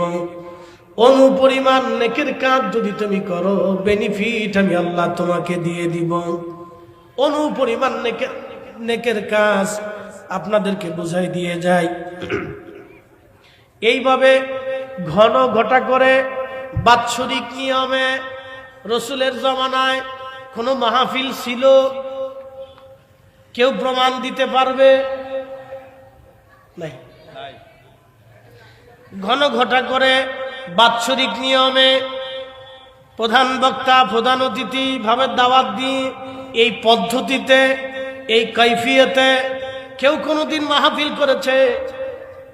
তাফসীরুল কুরআন এই ব্যানারে, ইসলাহি মাহফিলের ব্যানারে, খতমে বুখারীর ব্যানারে, দস্তরবন্দির ব্যানারে, ইসলামিক জলসার ব্যানারে, এই আপনার কি বলে ইসলামী সুন্নি মহাসম্মেলনের ব্যানারে দেখেন আমাকে এই কৈফিয়তি এই পদ্ধতিতে রাসূলের জমানায়, সাহাবীদের জমানায়, তাবিঈদের জমানায়, তাবিঈদের জমানায় খায়রুল কুরুনে ছিল কিনা আমাদের দেখান নাই। কারণ বেদাতের ফতোয়া দিয়ে এটা বন্ধ করেন, বন্ধ করে দেন। বেদাতের ফতোয়া দিয়ে এটা বন্ধ করে দেন। খালি তো মিলাদুন নবীর পিছনে লাগছেন, কি আসতে করছেন? মিলাদুন নবীর ব্যানারের পিছনে লেগে গেছেন যে মিলাদুন নবী এটা চলবেই না, এই নামই চলবে না। রসুলের জমানায় ছিল তো, রসুলের জমানায় তো তাফসীরুল কুরআন মাহফিল নামে কোনো ব্যানার ছিল না। রসুলের জমানায় তো খাতমে বুখারীর নামে কোনো ব্যানার ছিল না। নবীজির জমানায় তো ইসলাহি মাহফিলের নামে কোনো ব্যানার ছিল না। রসুলের জমানায় তো ইসলামী মহাসম্মেলন নামে কোনো ব্যানার ছিল না। রসুলের জমানাতে ইসলামিক জলসার নামে কোনো ব্যানার ছিল না। নবীর জমানাতে ইসলামী মহাসুন্নি সম্মেলন নামে কোনো ব্যানার ছিল না। তো রসুলের জমানাতে ব্যানার নাই, সাহাবীদের জমানায় ব্যানার নাই। তাহলে আপনি এই ওই ব্যানার খালি মিলাদুন নবীর বেলায় তালাশ করেন আর অন্য বেলায় খুঁজেন না, কারণটা কি? ডাল মে কুছ কালা হে, ডাল মে কুছ কালা হে। নিশ্চিত আপনার কোনো সন্ধি টন্ধি আছে, কোনো দুর্বিসন্ধি আছে। কারণটা কি? মিলাদুন নবীর ব্যানার খুঁজতেছেন, তালাশ করতেছেন, এই সময় একবারে মর্দে মুজাহিদ সেজে গেছেন, বন্ধ করতেই হবে। মর্দে মুজাহিদ সেজে গেছেন, আপনারা বন্ধ করতে হবে তো বন্ধ করে দেন, সব কয়টা বন্ধ করে দেন। 5 বছর পরে এদেশের মেয়েরা হাফ প্যান্ট পরে রাস্তা দিয়ে আসবে, দেন বন্ধ করে দেন, দেন গুতাগুতি করে বন্ধ করে। 5 বছর পরে এদেশের মেয়েরা হাফ প্যান্ট পরে আসবে, রাস্তা দিয়ে আসবে, কিচ্ছু বলতে পারবে না, খালি চোখ দিয়ে চাইয়ে দেখবে, কিছু করার থাকবে না। দেন বন্ধ করে দেন, উরুস মাহফিল বন্ধ করে দেন, সম্মেলন বন্ধ করে দেন, মাহফিল বন্ধ করে দেন, জিকিরের মাহফিল বন্ধ করে দেন, মিলাদ মাহফিল বন্ধ করে দেন, কোরআন খতম বন্ধ করে দেন, দোয়া মাহফিল বন্ধ করে দেন। 5 বছর পরে যদি এদেশের মেয়েরা হাফ প্যান্ট পরে রাস্তা দিয়ে না হাঁটে, তাহলে আমি ঘড়ি বাদ দিয়ে চুরি করবো, বন্ধ করে দেন। আপনাদেরকে একটা কথা বলি, মাহফিল যেই নামেই হোক, আলোচনা কিন্তু কোরআন সুন্নাহ থেকেই হয়। কথা ঠিক আছে কিনা? মাহফিল যেই নামেই হোক, আলোচনা কোত্থেকে হয়? কোরআন সুন্নাহ থেকে হয়। জিকির আল্লাহর হয়, হামদ আল্লাহর হয়, প্রশংসা রাসূলের হয়, নবীর সুন্নাতের দিকে তাকানো হয়, দাঈল আল্লাহ, সবাই আল্লাহর দিকে মানুষকে ডাকে। তো যেই নামেই হোক, ডাকনেওয়ালা আল্লাহর দিকে। কি কথা কর না কেন? বন্ধ করেন, খালি নাম নিয়ে পড়ে রয়েছেন আপনি নাম নিয়ে পড়ে রয়েছেন, এই পর্যন্তই তো আছেন। জীবনে আমরা পারলাম না একটা মিসাইল আবিষ্কার করতে, জীবনে পারলাম না একটা বোমা বানাইতে, জীবনে পারলাম না একটা চিকিৎসা শাস্ত্রের উন্নতি করতে, জীবনে পারলাম না আমাদের দেশে 18 কোটি মানুষ আছে, 18 কোটির ভিতরে একটা বিজ্ঞানী দ্বারা করাইতে, 18 কোটি মানুষের ভিতরে আমরা একজন বড় ডক্টর দ্বারা করাইতে। চিকিৎসার জন্য এখনো ভারতে যাইতে হয়। কে 18 কোটির ভিতরে কি মেধা নাই? 18 কোটি মানুষের কি মগজ নাই? তা 18 কোটি মানুষের ভিতরে কি 10 জন ডক্টর তৈরি হতে পারে না? 10 জন বড় বড় বিশেষজ্ঞ কি তৈরি হতে পারে না? অবশ্যই পারে। কে বলতে পারে না? এখন আমরা ন্যারেটিভ চিনতে পারি না, গুতাগুতির ভিতরে রয়েছি। এই 18 কোটি মানুষের ভিতরে কি একজন অর্থনীতিবিদ তৈরি হতে পারে না? যে হায়ার এডুকেটেড পারসন অর্থনীতিবিদ? অবশ্যই পারে। একজন গবেষক বিজ্ঞানী কি হইতে পারে না? প্রত্যেক বছরে বিজ্ঞানী তৈরি হয়। কিন্তু আমরা আসলে জ্ঞানের কোনো মূল্য দিই না, বুঝতে পারছেন? প্রত্যেক বছরই তৈরি হয় না? কেছে 18 কোটি মাথার ভিতরে একটা মাথাও কি বিজ্ঞানী নাই? কে বলছে না? 18 কোটি মাথার ভিতরে বিজ্ঞানী আছে, 18 কোটি মাথার ভিতরে অর্থনীতিবিদ আছে, 18 কোটি মাথার ভিতরে আপনার সমাজবিদ আছে, রাজনীতিবিদ আছে, 18 কোটি মাথার ভিতরে দেখবেন বড় বড় ডক্টর আছে, 18 কোটি মাথার ভিতরে দেখবেন বুজুর্গ ওলি আছে। কে বলছে না? আছে। তাহলে ভারতে যে চিকিৎসার দরকার কি আমার? কি জন্য ভারতের চিকিৎসা নিতে হবে আমার? 2 দিন পর পর আমার জন্য ভিসা বন্ধ করে দিবে, তাহলে তোরা আমার দেশে চিকিৎসা নিতে পারবি না। কারণটা কি? আমার ভারতে যেতে হবে কেন? আমার দেশে কি মেধা নাই? অবশ্যই মেধা আছে। তাই ভারতে যে চিকিৎসার দরকারটা কি? আমার দেশে কি বড় হসপিটাল করা যায় না? কে বলছে করা যায় না? কত বড় বড় জায়গা পড়ে রয়েছে, ফ্রি জায়গা, পরিত্যক্ত জায়গা পড়ে রয়েছে। কে বলছে হসপিটাল করা যায় না? করা যায় তো। প্রত্যেক জেলায় জেলায় আলিশান সুন্দর হসপিটাল করা যায়।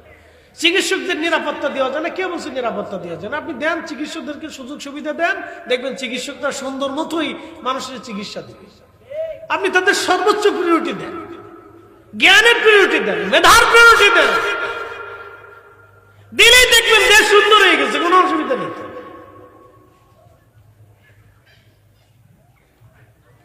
প্রিয় উপস্থিতি হাজিরিন, আগের যুগের রাজা বাদশারা রাজ দরবারে বড় বড় জ্ঞানী গুণীদেরকে ডেকে নিতেন। কোন বিষয়ে সিদ্ধান্ত নেওয়ার আগে আলেমদেরকে ডাকতেন, দার্শনিকদেরকে ডাকতেন, লেখকদেরকে ডাকতেন, কবিদেরকে ডাকতেন, সাহিত্যিকদেরকে ডাকতেন এবং মেধাবীদেরকে ডাকতেন, বুজুর্গদেরকে ডাকতেন, অলিদেরকে ডাকতেন। সবাই ডেকে নিয়ে রাজা বাদশারা একটা সিদ্ধান্ত নিতেন। যদিও রাজতন্ত্র ছিল, কিন্তু পার্লামেন্টে গণতন্ত্র সিস্টেম ছিল। রাজা সবাইকে নিয়ে ভোট বসাইয়া সিদ্ধান্ত নিতেন যে আমি কি যুদ্ধ করব কি করব না, দেশ চালানো কি করব, এখন দুর্ভিক্ষ হয়েছে আমরা কি করতে পারি। বুজুর্গদের কাছ থেকে সিদ্ধান্ত নিত, আলেমদের কাছ থেকে সিদ্ধান্ত নিত। বাংলাদেশে এই যে আমরা হুজুররা পার্লামেন্টে যাওয়ার জন্য পাগল হয়ে গেছি, জানো অসুবিধা নেই, পার্লামেন্টে যাইতে হবে কেন? বাংলাদেশের যারা রাজনীতিবিদ আছে তারা যদি বলে আমরা এই বাংলাদেশ থেকে 50 জন নির্বাচিত বড় বড় আলেমদেরকে এক জায়গায় করাইলাম, সর্বমহলের আলেমদেরকে এক জায়গায় করলাম, 50 জন আলেম আসবে, 50 জন বড় বড় ডাক্তার আসবে, বড় বড় বুজুর্গ আসবে, অর্থনীতিবিদরা আসবে, বড় বড় শিক্ষিত আসবে, মুরব্বীরা আসবে, আমরা তাদেরকে বসে নিয়ে হাউজে আমরা সিদ্ধান্ত নিব আমরা দেশ কেমনে চালাবো, রাষ্ট্রের মানুষ কিভাবে সুখী হবে, গরিবরা কিভাবে অধিকার পাবে এবং এতিমরা কিভাবে তার ন্যায্য অধিকার ফিরে পাবে এবং মিসকিনরা কিভাবে তার অধিকার ফিরে পাবে, রিকশাওয়ালা দিন মজুরা কিভাবে চলবে, রাষ্ট্র কিভাবে চলবে, সবাই নিয়ে বৈশা যদি পরামর্শ করে সিদ্ধান্ত নিয়ে একটা কাজ করা যায় তো তাহলে আমাদের দেশে এই ভোগীযোগী 2 দিন পর পর মারামারি পিটিপিটি হইতো না। কিন্তু কেউ আসলে সবাই চিন্তা করে আমার দলের লোকই আছে, অন্য দলের দরকার নেই। সমস্যা হলো এই জায়গা, অনেক প্রবলেম। আল্লাহ রসুল নিজে মহাজ্ঞানী ছিলেন, একসাথে বলবেন আল্লাহু আকবার। না হয় না আরো জোরে, আরো জোরে। নবীর চাইতে মহাজ্ঞানী কেউ আছে? আর বড় আল্লাহর নবী সাহাবীদেরকে নিয়ে বৈশা বোর্ড করে সিদ্ধান্ত নিতেন। একসাথে বললেন আল্লাহু আকবার। আপনাদেরকে বলি, পরিবারের যারা আছেন ভাই বিরাদাররা একসাথে মিলে বৈশে একটা সিদ্ধান্ত নিবেন যে আমরা কি করব। নিজেদের জমি জমা মাপার জন্য পুলিশ লাগবে কেন, আইন লাগবে কেন, আদালত লাগবে কেন, মামলা দিবেন কেন, ফিডি করবেন কেন? নিজেরা বসে একসাথে, এক বাপের বেটা সন্তান, আপনারা এক মায়ের পেট থেকে আসছেন, কেন গুতাগুতি করবেন? নিজেরা বসে এক জায়গায় বসে সবাই মিলে সিদ্ধান্ত নিয়ে আপনারা পরামর্শ করে জমি জমা ভাগ নিয়ে নেন। সালিশ লাগবে না, দরবার লাগবে না, ফিডি লাগবে না, ঝগড়া লাগবে না, কিচ্ছু লাগবে না। কি কথা বলেন? বাঙালিরা অসুস্থ মস্তিষ্ক, কি ফিটি এক ভাই আরেক ভাইয়ের খুন করতেছে, এক ভাইয়ের আরেক ভাইয়ের মামলা করতেছে, এক ভাই আরেক ভাইয়ের পিটাচ্ছে। এগুলি হবে কেন? নিজেরা বসে যান, বড় ভাইকে সম্মান করো, বড় ভাইকে সম্মান করিয়া, বড় ভাইরা আগ্রহ, সে সবার আগে আসছে, সে আপনার ফ্যামিলির জন্য পরিশ্রম করছে, তারে নিয়ে বসে আপনার একটা সিদ্ধান্ত নেন। সিদ্ধান্ত নিয়ে বসে নিজেরা জমি জমা সুন্দর করে মাইপে ভাগ বাটার করে বুঝে নিয়ে যান। ঝগড়া নাই, কোনো ঝগড়া নেই। আপনারা রসুলের তরিকায় আসে। ডক্টর ইউনূস সাহেব গ্রামীণ ব্যাংক প্রতিষ্ঠিত করলো, ওই আমার দিকে তাকা, আমি ওনার পক্ষেও না, ওনার বিরুদ্ধেও না, উনি আমার কেউ না, আত্মীয় না, আমি ওনার কেউ না। উনি গ্রামীণ ব্যাংক প্রতিষ্ঠিত করলেন কেন? যে এদেশের মানুষ যাতে সহজ কিস্তিতে অল্পতেই কিছু টাকা হাওলাত পায়। তিনি হাওলাত দিয়ে কি করলেন? বলে যে 100 টাকা নিলে 10 টাকা আমাকে লাভ দিতে হবে, অথবা 1 লক্ষ টাকা নিলে 10,000 টাকা আমাকে লাভ দিতে হবে। টাকা দিয়ে টাকার ব্যবসা, কি সুন্দর ব্যবসা। আল্লাহ রসুল বলেন বিলকুল হারাম। শুয়োরের গোশত যেমন হারাম, ওই সুদের কারবারে ওরকম একই রকম হারাম। কুত্তার গোশত যেমন হারাম, সুদের টাকার গরুর গোশত একই রকম হারাম। এনজিও এসে বললো তোমরা টাকা নাও, টাকা দাও। ব্যারাক এসে বললো তোমরা টাকা নাও, টাকা দাও। টাকার ব্যবসা চলতেছে, টাকার ব্যবসা। যে টাকাওয়ালা সে 1000 কোটি টাকার মালিক হয়েছে, যার টাকা নাই সে 1 লক্ষ টাকার ঋণের ঘান টানতে টানতে তার জীবন শেষ হয়ে গেছে। এই জন্য আল্লাহ রসুল বলছেন সুদ ভিত্তিক ব্যবস্থা এটা কখনো গরিব মানুষের জন্য এই জীবন ব্যবস্থাকে উন্নত করে না। এই কথা আমরা হুজুররা এত বছর ধরে মানুষে বুঝাইয়াই কুলাইতে পারতেছি না, মানুষে বুঝাইতে পারি না। আর মানুষ কেমনে বুঝবে? আমরা হুজুররা বিকল্প কোনো ব্যবস্থা তাদের জন্য দিতেও পারি নাই।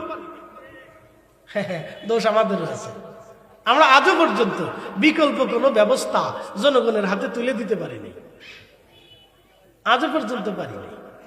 মানুষ আমরা ভোট কেমনে দিবে? চেহারা দিকে ভোট দিবে না। না, ভোট দিতে হলে সমাজে আপনাকে নেতৃত্বে আসতে হবে, সমাজের বিচার সালিশে আসতে হবে, সমাজের দুঃখী মানুষের পাশে দাঁড়াইতে হবে, মিসকিনদের সাহায্য করতে হবে, গরিবের জন্য সাহায্য দিতে হবে, মিসকিনদের খাবার দিতে হবে, এতিমদের খাবার দিতে হবে, গরিব মানুষের পাশে দাঁড়াইতে হবে, অর্থনৈতিকভাবে তারা স্বাবলম্বী করতে হবে, এতিমদের চিকিৎসা দিতে হবে, বৃদ্ধের চিকিৎসা দিতে হবে বিড়ি বিড়ি। তাহলে মানুষে না আমার ভোট দিবে, নাহলে ভোট দিবে নাকি? চেহারা দেখে ফরিদ হিসাবে ভোট দিবেন, এটার ভোট দিয়ে কি তা হইতো? চেহারা দেখে কেউ ভোট দেয় না, ভোট দেয় হলো কাজে। শোনা যাবেন ভাই আমার, আল্লাহ রসুল 1450 বছর আগে এই সুদ ভিত্তিক ব্যবস্থার বিকল্প একটা ব্যবস্থা নবীজি দিয়ে গেলেন, উম্মতের মাঝে রেখে গেলেন। এই সুন্নতটা আমরা সারা জীবনের জন্য হারিয়ে ফেললাম। বলে হুজুর সেই সুন্নতের নাম কি? এই সুন্নতের নাম হচ্ছে কর্জে হাসানা। এই সুন্নতের নাম হচ্ছে কর্জে হাসানা। আল্লাহর নবী বলেন, আমার উম্মতেরা তোমরা কর্জে হাসানা দাও, একজন আরেকজনকে টাকা হাওলাত দাও। তুমি যদি 100 টাকা হাওলাত দাও, তাহলে 100 টাকা দান করলে যে সওয়াব হয়, 100 টাকা হাওলাত দিলে সেই পরিমাণে নেকি হয়ে যাবে, সদকার নেকি। কিন্তু এই উম্মত আমানত খেয়ানত হয়ে গেল, এই উম্মতের ভিতরে সে আমানতটা রইল না। এই উম্মত সুন্নত হারিয়ে ফেললো, যে টাকা নেয় সে আর ফেরত দেয় না, ফোনও ধরতে চাই না। মানে যে টাকা দিছে হে বিপদে পড়ছে, যে টাকা নিছে হের কোনো বিপদ নেই। হেতে বিরাট আরামে আরামে ঘুরতেছে আর বিড়ি টানতেছে, দেবানি টাকা পরে। আবার কিস্তির দোকান থেকে টাকা আনলে বাপ দিকে ঠিকই আবার কিস্তির টাকা ফেরত দেয়, কিন্তু কর্জে হাসানার টাকা ফেরত দেবে না। এইভাবে মুসলমানরা ধুকাই পরে পরে পরে পরে কর্জে হাসানা দেওয়া বাদ দিয়ে দিছে। টাকা থাকলেও তো টাকা নাই, টাকা কর্জে হাসানা দেয় না। দোকানে যে মুসলমান বাকি খাইছে সে আর 5 বছরের দোকানের সামনে দিয়ে আড়ে না। তাহলে কারণটা কি? আমরা আমানত নষ্ট করেছি, চরিত্র নষ্ট করে ফেলছি। মনে কিছু নিয়েন না, আল্লাহ রসুল আপনার জন্য বিকল্প ব্যবস্থা রেখে দিয়ে গেছিলেন, কিন্তু এই বিকল্প ব্যবস্থা আজও পর্যন্ত আমরা এস্টাবলিশ করতে পারি নাই, আজও পর্যন্ত আমরা কায়েম করতে পারি নাই, দায়ের করতে পারি নাই। দেখা আমাদের অর্থনীতি আজকে সুদের সাথে সম্পৃক্ত হয়ে গেছে। পারি নাই, আমরা সুদের সাথে সম্পৃক্ত হয়ে গেছে আমাদের অর্থনীতি।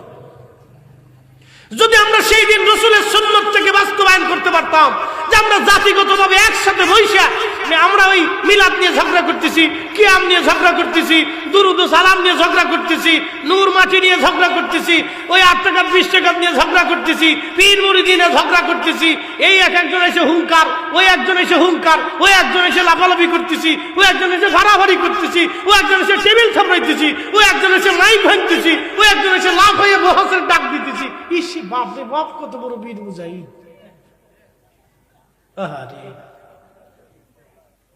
কিন্তু কি করছি আমরা? সবাই মিলে বসে যদি আমরা একটা সিদ্ধান্ত নিতাম যে রসুলের কর্জে হাসান আমরা এই দেশে প্রতিষ্ঠিত করব, প্রতিষ্ঠিত করার জন্য আমরা যদি বিকল্প একটা ব্যবস্থা সিস্টেম আদায় করতাম, যে টাকা নিবা টাকা দিবা অসুবিধা নেই, কর্জে হাসানা নাও, সিস্টেম মতো যদি আমরা একটা রুলস রাখতাম, যে কর্জে হাসানার একটা রুলসের ভিতরে ফেলাই দিতাম যে তোমরা টাকা নাও, এই ব্যাপারে একটা যদি আমরা সেই সিস্টেম করতাম, আইন করতাম যে তোমরা টাকা নাও টাকা ফেরত দাও, 1 মাসের জন্য নাও 1 মাসের ভিতরে তোমাকে ফেরত দিতে হবে, তুমি 6 মাসের জন্য নাও 6 মাসের ভিতরে তোমাকে ফেরত দিতে হবে। এই সিস্টেম যদি একটা আইন রুলস যদি আমরা চালু করতে পারতাম, তাহলে সুদ ভিত্তিক জীবন ব্যবস্থা আমাদের দরকার ছিল না। কারণ আমাদের দেশের কোটি কোটি মানুষ কোটিওয়ালা কোটিপতিওয়ালা আছে, তারা টাকা দিতে পারে, নিতে পারে, কি কথা কন না কেন পারে, কিন্তু নাই সিস্টেম। আমরা আছি মিলাদ কেমনে বন্ধ করবো এটার লেগে, কিন্তু এদিক দিয়ে সুদ খেয়ে মুসলমান জাহান্নামে চলে যেতেছে আর খবর নাই। এই জন্য আল্লাহ রসুলের কিয়ামতের 85টা আলামতের একটা আলামত আছে। বলে কি আলামত জানেন? আল্লাহ রসুল বলছেন আমার উম্মতরা সুদের সাথে সম্পৃক্ত হয়ে যাবে, সুদে সৈরাব হয়ে যাবে। বলে কেমন? কেউ সুদ সরাসরি খাবে, নাহলে কেউ সুদের জন্য লেখালেখি করবে, আর নয় কেউ সুদের জন্য সাক্ষী হবে, আর নয় কেউ সুদের জন্য সহযোগিতা করবে, আর নয় সুদওয়ালার সাথে বন্ধুত্ব হবে, আর নয় সুদওয়ালার সাথে উঠা বসা হবে, আর নয় সুদওয়ালার বাড়িতে খাওয়া দাওয়া হবে, আর নয় সুদওয়ালার সাথে আত্মীয়তা হবে। এইভাবে ধীরে ধীরে ধীরে ধীরে আমার উম্মতের ভিতরে সুদ একবারে সয়লাভ হয়ে যাবে। আপনি ঠিক বললেও ঠিক, না ঠিক বললেও ঠিক, মানলেও ঠিক, না মানলেও ঠিক। আল্লাহ রসুল 1450 বছর আগে যাহা বলছে, আকাশ ভেঙে গেলে ওটাও ঠিক, জমিন পুড়ে গেলে ওটাও ঠিক, সাগর শুকিয়ে গেলে ওটাও ঠিক। কথা কর না কেন? বিশ্বাস আসেনি? রসুলের উপর বিশ্বাস আসেনি? হাত উঁচা করে বলেন আসেনি? আসেনি? সাহাবীরা কি আল্লাহ আগে দেখেছে না নবী আগে দেখেছে? সাহাবীরা কি কবরের আযাব আগে দেখেছে না নবী আগে দেখেছে? সাহাবীরা কি কুরআন আগে দেখেছে না নবী আগে দেখেছে? সাহাবীরা আগে নবী দেখেছে, আবু বকর আগে নবী দেখেছে।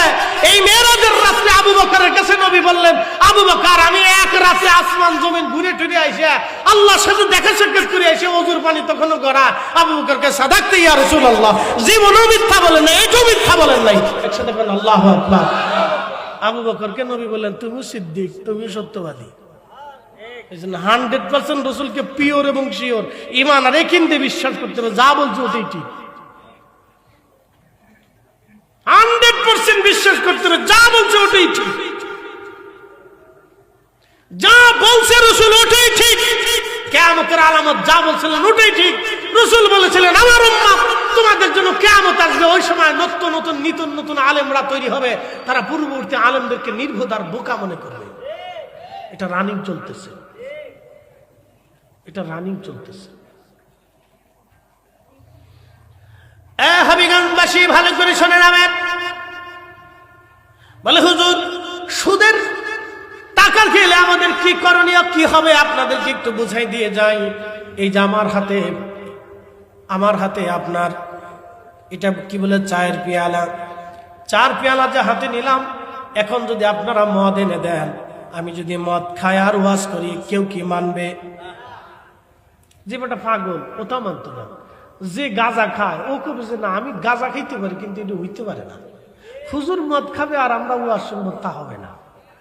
যে বেটা মদ খায় এ বেটাও করছে না আমি মদ খাইতে পারি, কিন্তু হুজুরের মাহফিলে বসে খাবে, এটা হয় না। কথা ঠিক আছে না? কে মানত?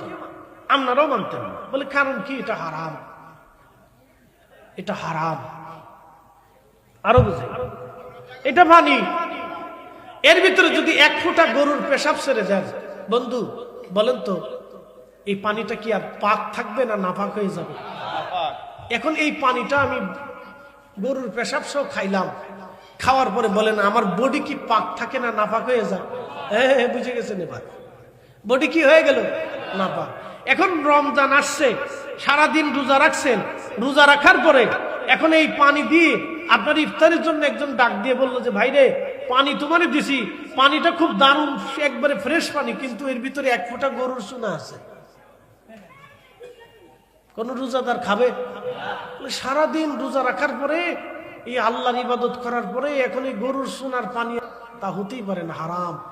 তোর গরুর সোনার পানি খেয়ে যদি আপনার রোজা ভাঙতে আপনার ভয় করে, তাহলে সুদের টাকা দিয়ে গরুর গোশত এনে বিরিয়ানি খাইয়া রোজা রাইখা কেমনি আল্লাহরে খুশি করতে চান? ঘুষের টাকা দিয়ে খাসির গোশত কিনে আইনে বিরিয়ানি খাইয়া কেমনি আপনি আল্লাহরে খুশি করতেছেন? আমার একটু বুঝাই দেন তো।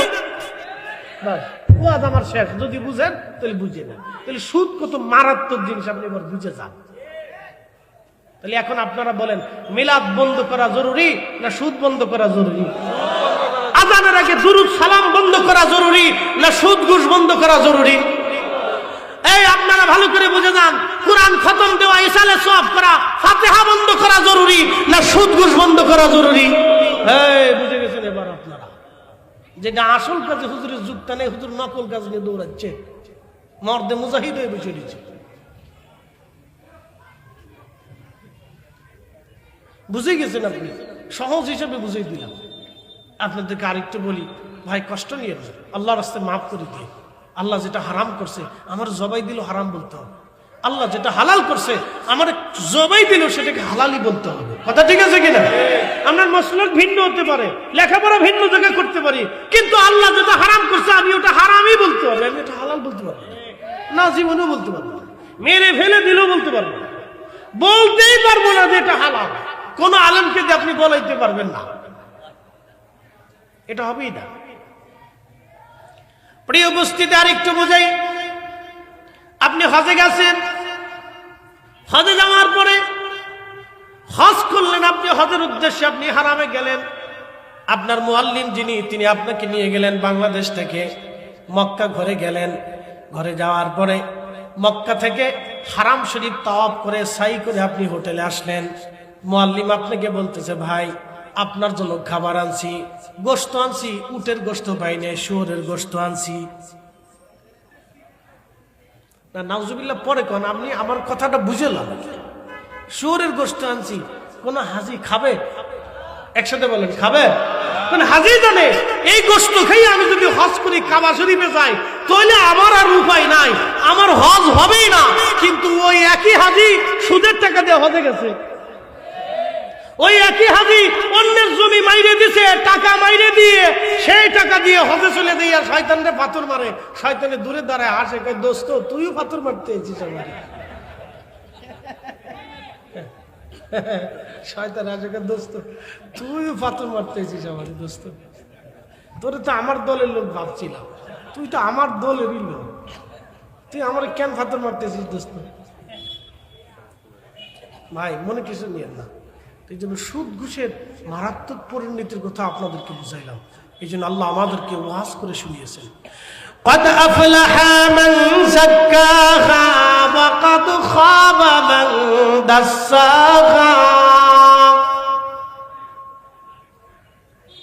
রব্বুল আলামিন বললেন, তোমার আত্মাকে যদি পবিত্র তুমি করতে পারো তাহলে তুমি কামিয়াব হবা, আর আত্মা যদি নাপাক হয়ে যায় তাহলে তুমি ধ্বংস হয়ে গেলা। قد أفلح من زكاها وقد خاب من دساها। আল্লাহর নবী বলেন, উম্মত তোমাদের শরীরের ভিতরে গোশতের একটা টুকরা আছে, এই গোশতের টুকরা যদি সুস্থ থাকে, পুরা বডিটা সুস্থ থাকে, ইজা সালুহাত সালুহাল জাসাদ ওয়া ইজা ফাসাদাত ফাসাদাল জাসাদ, এবং এটা যদি নষ্ট হয়ে যায় পুরা বডিটাই নষ্ট হয়ে যায়। এটা নাপাক হলে পুরা বডি নাপাক হয়, এটা পাক থাকলে পুরা বডিটাই পাক থাকে। বন্ধু, শরীরের উপরে গোবর লাগলে পানি দিয়ে ধুলেন, সাবান দিয়ে ধুইলেন, এরপরে ওযু করলেন, গোসল করলেন, পাক হয়ে যাবেন। কিন্তু বলেন তো, শরীরের ভিতরে যখন নাপাক যায়, যারা নেশা করে, আমার ওই ভাইদেরকে বলবো, ভাই আমার আপনি যে নেশা করেন, ওই অবস্থায় যদি আপনি মারা যান তাহলে আপনি নাপাক শরীরটা নিয়ে আল্লাহর দরজায় দাঁড়িয়ে যাবেন। আল্লাহ রাসূল বলেন, উম্মত যাদের শরীরটা হারাম খাদ্য দিয়ে গঠিত হয় তারা কোনোদিনও জান্নাতে যাবে না, কোনোদিনও তারা জান্নাতে যাবে না, ওই দেহ কোনোদিনও জান্নাতে যাবে না।